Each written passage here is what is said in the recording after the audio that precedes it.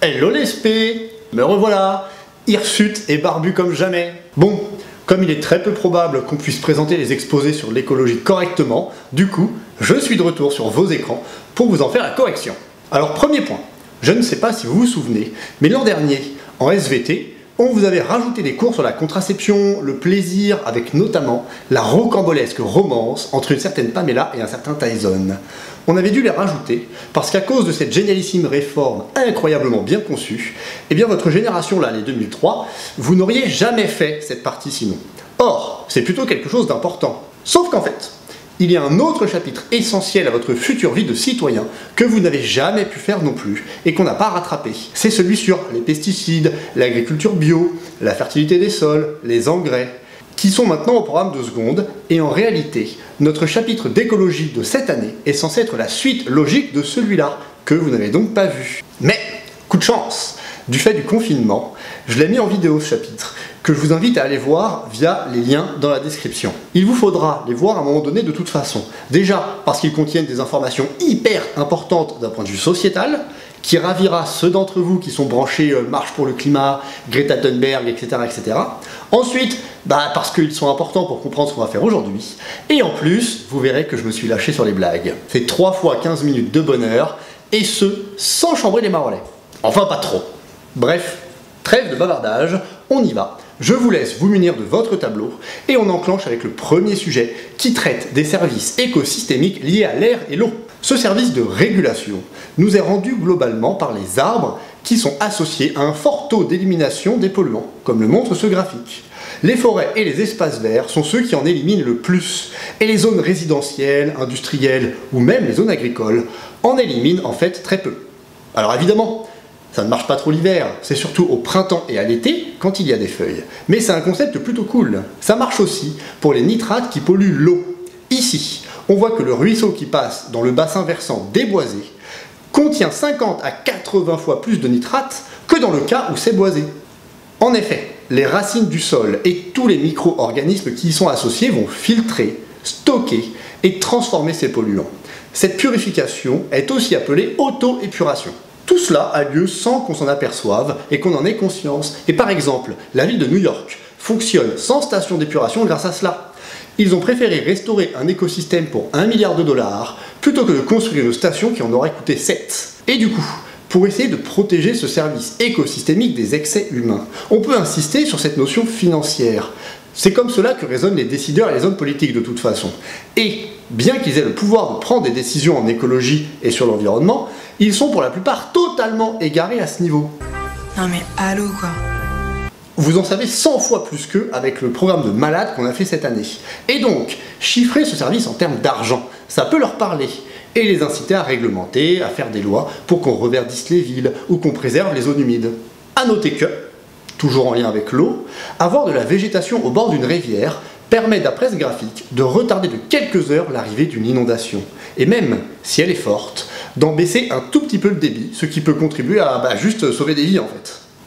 Deuxième service rendu par nos chers écosystèmes forestiers, empêcher l'érosion. Alors l'érosion, c'est juste la disparition de la surface de la Terre en fait, et notamment des sols fertiles. Les arbres fixent le sol et empêchent que l'eau l'érode par ruissellement. Cette étude faite au Mexique nous montre qu'il y a 8 fois moins de ruissellement avec des arbres. Seulement 2,8% de l'eau ruisselle contre 23% quand le sol est nu. Ainsi, cela engendre une érosion qui est 120 fois moindre. Énorme! C'est colossal.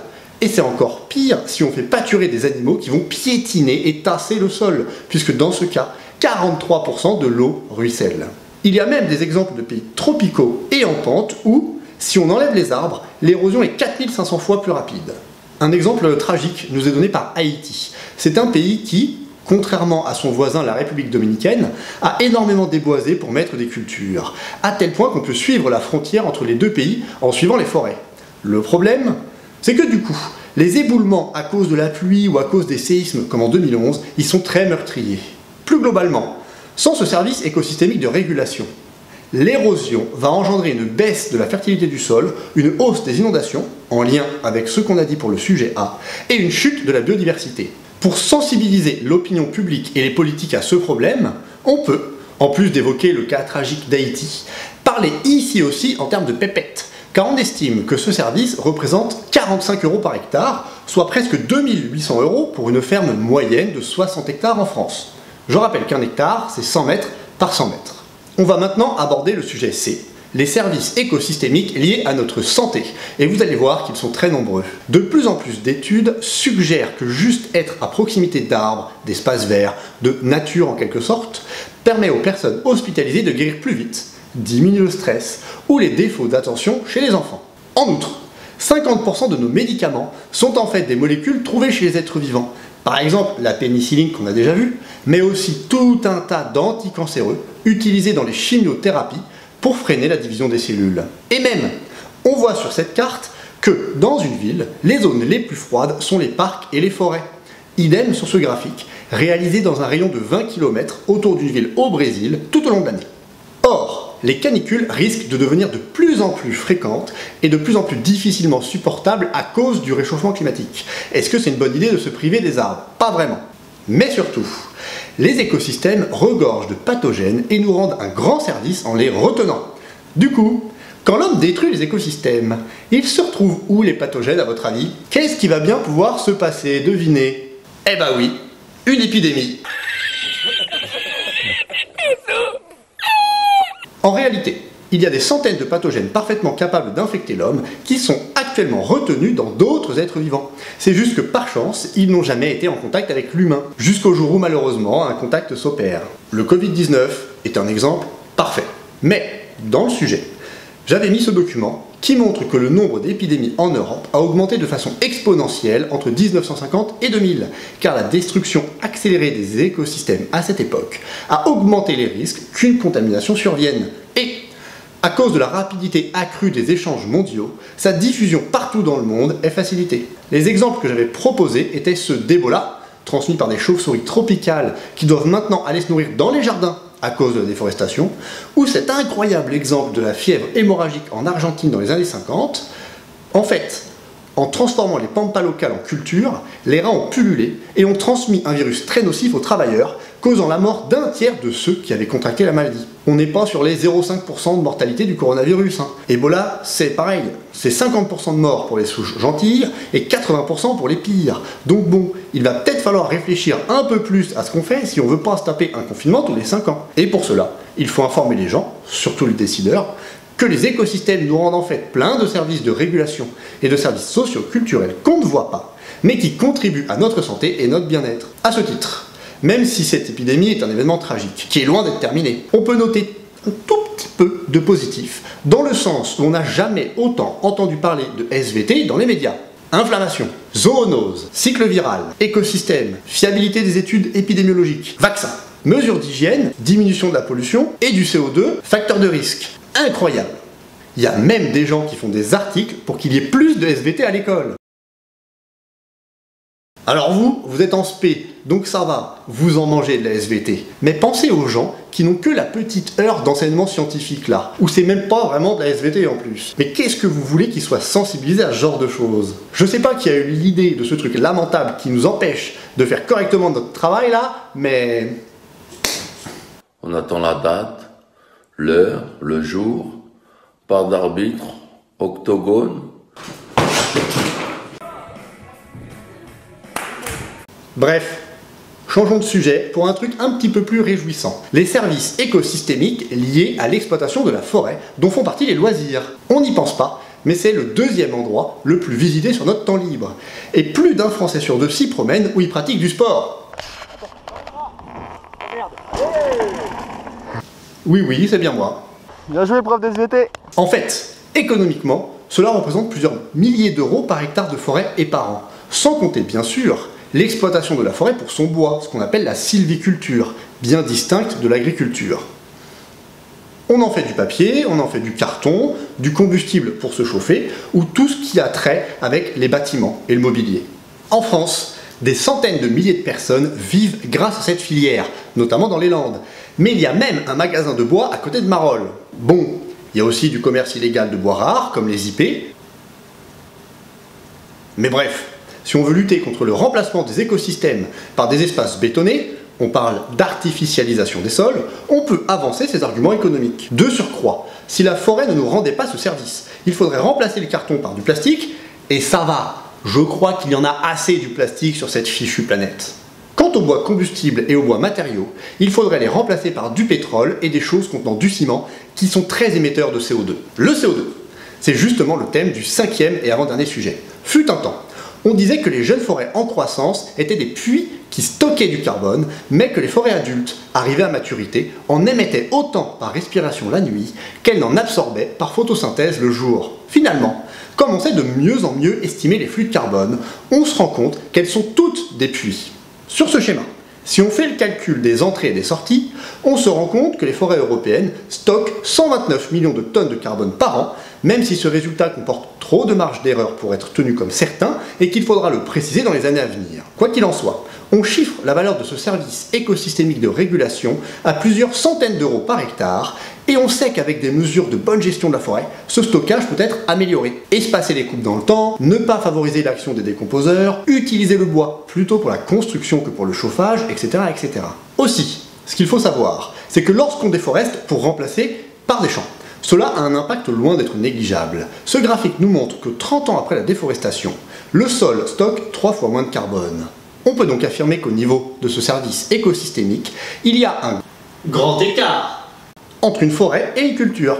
Or, la déforestation est énorme dans les zones tropicales. Outre la disparition saisissante de la forêt indonésienne pour y produire de l'huile de palme, la forêt amazonienne, elle, vieille de 50 millions d'années, a perdu 20% de sa surface en 50 ans.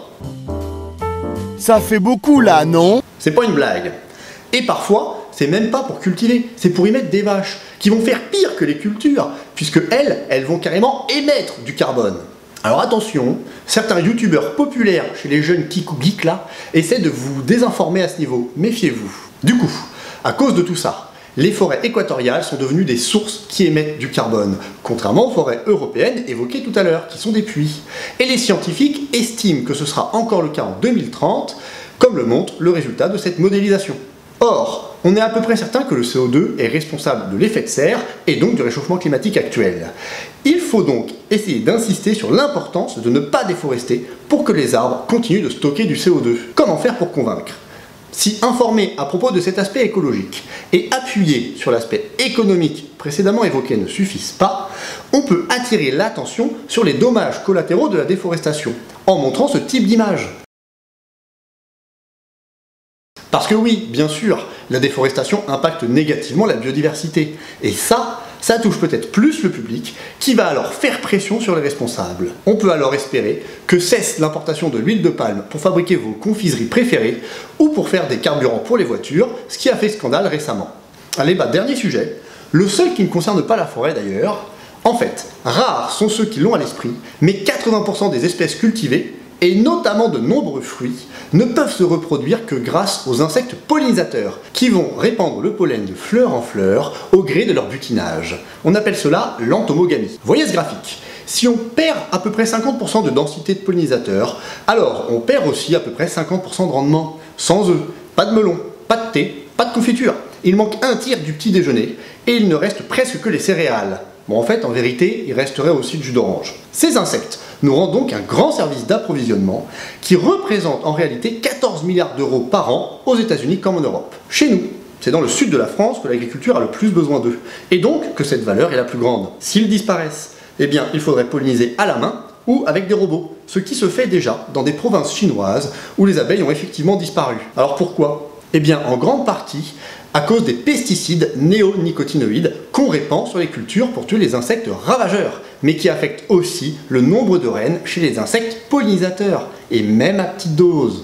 Quant aux ouvrières, leur espérance de vie diminue de 22% à cause de ces pesticides, et elles ont de plus en plus de mal à retrouver leur ruche. Bref, ça leur fait à peu près aussi mal que ça.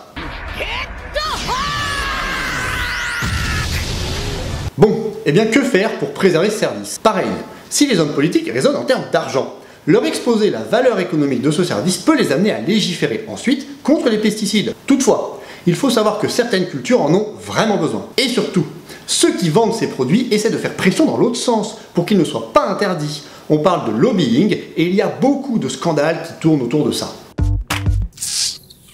Alors, il nous faut aussi prendre 2 minutes pour parler d'un autre truc. En fait, les exposés auraient dû être suivis d'un débat que le programme nous incite à faire avec vous, et j'imagine que certains se doutent du sujet. Est-ce que c'est vraiment une bonne chose de chercher à monétiser la nature? Alors attention, sachez que ce sont à la base les associations écologistes qui ont introduit cette histoire de valeur économique, mais avec de bonnes intentions, évidemment. Mais ça pose quand même de nombreux problèmes, car si on se sert de ce seul critère, eh bien on va peut-être autoriser la destruction d'écosystèmes qui n'ont pas de valeur économique. Ensuite, si ça se trouve, dedans, il y a des espèces qui en ont une, c'est juste qu'on n'a pas encore découverte. Qui nous dit que l'homme n'a pas peut-être déjà fait disparaître des plantes qui auraient pu servir de médicaments? De toute façon, si on réduit les écosystèmes et les espèces à leur valeur monétaire, on zappe complètement le fait qu'ils ont une valeur en eux-mêmes, une valeur intrinsèque. Et comme on ne peut pas remplacer une espèce disparue, que sa perte est définitive, eh bien cette valeur intrinsèque est infinie. C'est pas une machine que l'on peut réparer ou même un emploi que l'on peut retrouver. Foutu, c'est foutu. Mais même, si on se limite à parler des services qui nous sont rendus, de bénéfices qu'on en tire, on reste dans cette logique, dans cette vision des choses un peu utilitaristes et anthropocentrées, c'est-à-dire centrées autour de l'homme, à ne voir tout que comme une ressource potentielle. Et ça aussi, c'est un point sur lequel on nous demande d'attirer votre attention. La place de l'homme par rapport à la nature. Alors en Occident, la tendance historique, c'est de considérer l'homme comme étant une espèce à part, un être merveilleux et supérieur, au-dessus de la nature. C'est absolument pas le cas dans d'autres cultures. Par exemple, les Indiens d'Amérique, eux, considèrent que l'homme n'est qu'un élément parmi d'autres sur la planète, et qu'il doit être en harmonie avec tout ça. Et bah, en termes écologiques et scientifiques, c'est plutôt eux qui avaient raison en fait. On n'est pas autonome du tout. On est en interaction avec plein d'espèces, on est fait de cellules dans lesquelles s'expriment des gènes, comme chez les plantes, comme chez tout le monde, et on est dépendant de notre microbiote intestinal là, avec qui on est en symbiose, et en ce moment, un petit virus de 0,1 micromètre a mis les plus grandes puissances mondiales à l'arrêt. En fait, on fait partie intégrante de cette nature, on n'est pas du tout au-dessus d'elle. D'ailleurs, on lui préféra le terme de vivant afin de s'inclure dedans. Pour l'instant, le propre de l'homme par rapport au reste, c'est surtout la capacité à salir. Il faut la noter, cette punchline. Mais bon, faut dire que les générations d'avant, ils savaient pas tout ça. Ils n'ont pas grandi dans le même monde et on aurait fait pareil à leur place. À l'époque, ils croyaient qu'il y avait énergie infinie et gâchis infini. Mais enfin, les choses évoluent dans le bon sens. Pour preuve, je vous laisse écouter une émission qui date de la semaine dernière avec le philosophe Baptiste Morisot, qui est aussi pisteur de loups, et c'est limpide. Même moi, j'étais choqué. Pas que les humains, donc, qui vivent sur cette planète. On est combien d'autres espèces? J'évoquais les 10 millions d'espèces. 10 millions. Donc c'est une estimation, mais parce que c'est très difficile à compter, notamment dès lors qu'on s'approche de formes de vie qui ne ressemblent pas du tout aux mammifères ou aux grands vertébrés, mais ça n'a aucune importance. Ce qui est essentiel dans cette affaire, c'est la fable que j'essaie de restituer. En conclusion, cette fable qui est à mon sens fondatrice de notre tradition et qui consiste à dire on a décidé que les 10 millions d'autres espèces qui sont nos parentes appartiendraient à un autre règne qu'on allait appeler la nature.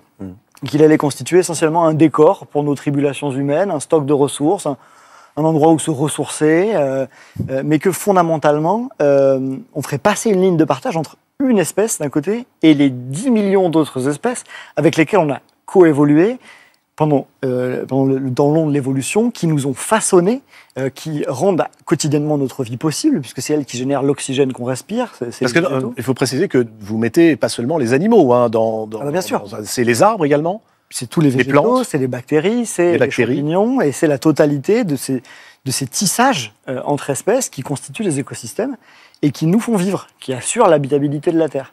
Donc il y a ce paradoxe assez fascinant, que c'est simultanément nos parents, et ce sont aussi les formes de vie qui assurent l'habitabilité de la Terre, qui nous font vivre à chaque instant, qui nous permettent de respirer, et que nous avons réussi à projeter dans une sorte de trou noir philosophique, politique, économique, en refusant de leur donner une place dans la question fondamentale de la construction de notre monde commun. Et pour moi, c'est ça le cœur du problème. C'est qu'il s'agit de réapprendre, de comprendre que nous nous sommes trompés sur qui rend la Terre habitable. Ici, on est dans un lieu qui est assez fascinant, puisqu'il est produit en totalité par la main humaine, l'intelligence et la technologie humaine. Et vivre dans des espaces de ce type, ça crée un biais qui est prodigieux, c'est qu'on finit par croire que nous sommes responsables de l'habitabilité du monde. Ouais. C'est nous qui rendons la planète habitable. Et ben il s'agit de remettre les choses à l'endroit. Nous bénéficions quotidiennement du fait que les autres formes de vie rendent le monde habitable pour nous et pour tout le monde. Les végétaux assurent l'habitabilité de la planète en produisant l'oxygène qu'on respire. Les pollinisateurs assurent l'habitabilité de la planète en générant le retour du printemps, la fécondation des plantes à fleurs, la totalité ou une très grande partie de ce qu'on mange. Les vers de terre assurent l'habitabilité de la planète en rendant possible les récoltes. La faune des sols joue ce rôle. Et les forêts alluviales rendent possible l'habitabilité de la planète. Ce n'est pas nous, ce n'est que très secondairement qu'on aménage légèrement des espaces. Mais fondamentalement, donc, première prise de conscience, celle-ci. Ajuster le regard d'abord dans ce sens-là. Mais c'est ça en fait. Du coup, si ça se trouve, l'avenir c'est Marolles, cette bourgade entourée de verdure où le génie humain a placé 8 feux rouges en 500 mètres. Et bien peut-être que plus tard, ce sont eux qui vont se moquer des Bretignolais urbains et qui se croient civilisés, alors qu'en fait, ils se sont détachés de l'essentiel. La réponse est oui, évidemment.